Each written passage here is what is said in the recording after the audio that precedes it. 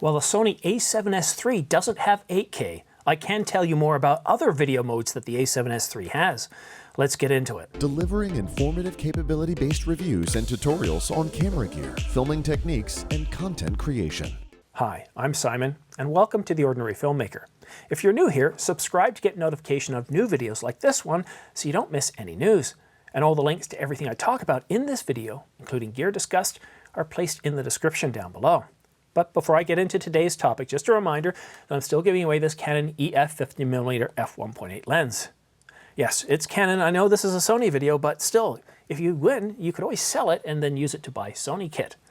Now, the contest ends July 31st. If you'd like a chance to win, just subscribe, that's it. I do have more details on the contest down below in the description, or you can watch this video here. All right, let's get into the Sony a7S3. Now, the Sony a7S3 is capable of full HD at 240 frames per second. We can go up to 4K at 120 frames per second in 10-bit 422 and up to 4K 120 frames per second raw over HDMI, so that's with some sort of external recorder. The one thing that I was looking for and that we didn't get in this rumor from Sony Rumors is there's no mention of if we're going to be doing any oversampling, so 5K oversampling or 6K oversampling. I'd really love to see 6K oversampling. It just makes for a sharper, more detailed video feed.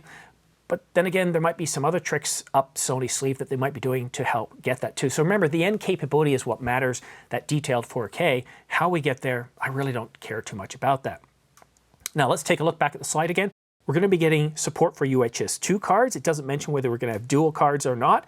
Now, one thing I really found interesting here is that the design is not only similar to the a7 IV, but we're going to get a new kind of passive, they say, noise-free cooling system like the Panasonic S1H.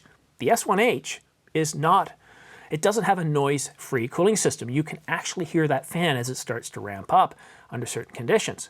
So I'm really hoping that the a7S3 is noise-free, and that fan is very useful. We've seen in the past, there's been several Sony cameras that have had noise issues and firmware updates haven't fixed it, so we've tried opening doors, opening up the articulating screen to try and alleviate the overheating problems. And it's really good news that they've really thought the architecture out here. They've thought about a cooling system to help avoid those issues. So that's really, really good news. And in situations where there is noise, you are picking up some noise from the camera, that can be offset by using external microphones or lapel mics. Like, for example, I'm shooting off a 50mm f1.2, and it is a loud focus motor. But because my mic is right here, it's not a problem. So there are ways to work around these things. So that's really good news.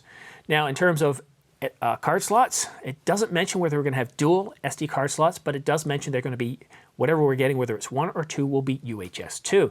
So UHS 2 is more than fast enough to be able to handle 4K at 120 frames per second. I put out a video many, many months ago saying that you could actually record 8K video to a UHS 2 card slots, and I got a ton of mail saying that's not possible, it's impossible, you can't do that. And no, you definitely can't do that. But with IPB, or long op as Sony calls it, you're not going to have a problem. It's no problem. And give you proof of that in Canon's EOS R5 that was just announced yesterday. Right, if you look in the specifications, they show, yes, you can actually record 8K to UHS 2 cards, or they say to an SD card slot, but it must be UHS 2 if you're using IPB. All right, let's take one more look at the list of capabilities we're getting here. So what have I missed? Have I missed anything? So yeah, definitely no 8K video for the Sony a7S3. Again, I wonder if we're going to get 6K or some sort of 6K or 5K oversampling. And that, well, yeah, so I didn't mention the high resolution 9.44 million EVF. That is the highest to date. The R5 came out and it's got 5 million. This is what I would call a retina display. At this kind of resolution, you're just not going to see, any sort of pixelation at all. It's just going to be like you're looking through the glass viewfinder.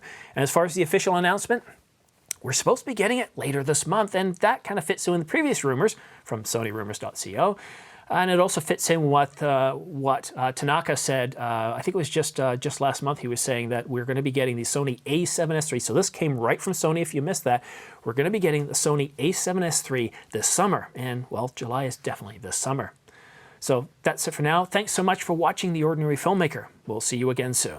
Thank you for watching The Ordinary Filmmaker. All equipment used and notes are placed in the description box, show more box, or down arrow thingy next to the title on the mobile app.